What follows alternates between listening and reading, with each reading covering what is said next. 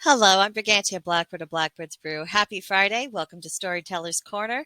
We've been talking about the short-lived TV series Firefly this month, and today the ship is a home. In the Firefly series, the ship Serenity is a character unto itself, far more than a mode of transport from planet to planet or just as a means of conducting business and ferrying travelers.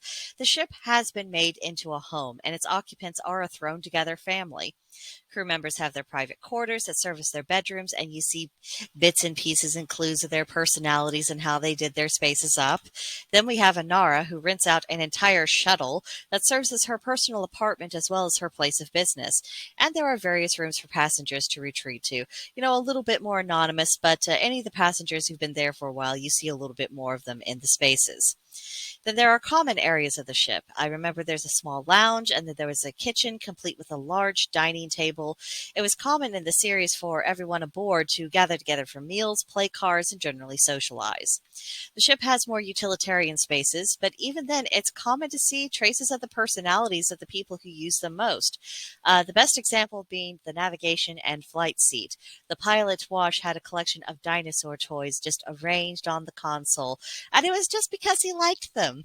And when they were on jobs, in the pilot episode, he was playing with his dinosaurs and making them attack each other. I mean, it was adorably immature and cute. But again, it showed you a little bit about the character and his personality. So the whole effect was a cross between an industrialized space and a handmade, cozy, warm home. Not only did this make the audience more invested in what happened to the characters, but it was a visual reminder of what Serenity actually was. It was a real home. It wasn't just a spaceship with these random people floating around in it. No, it was more than that.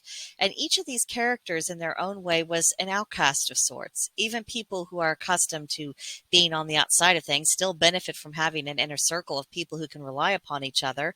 If anything, sometimes it's more appreciated just because they understand that's not necessarily the default situation in their lives.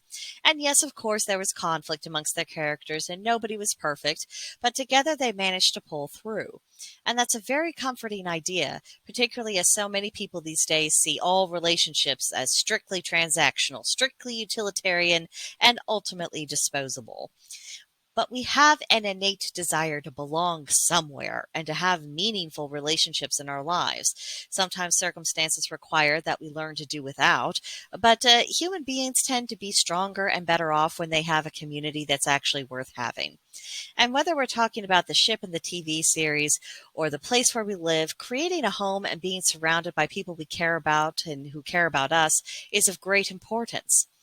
The physical structure is just a container. We don't need a particular form of architecture or style of decorating in order to make a house a home. It's the feeling of it, the humanity. It's the life that's lived within it that transforms four walls and a roof into something more meaningful.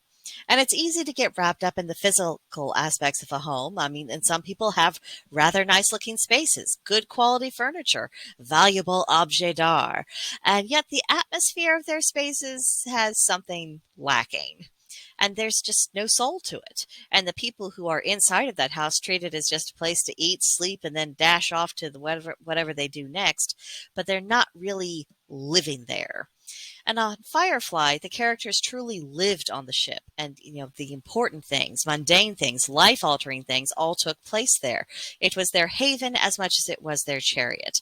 And I think we can take something from that and examine whether or not we've made a home for ourselves and our families, or if we just have a place where we all crash land at the end of the day. So that's what I thought of that. Let me know your own impressions in the comment section, or come see us on Gilded, and let us know what you think there. There's a link to join us in the description box below, and you would be very welcome. But that'll do it for now, and I will see you in the next one. Bye.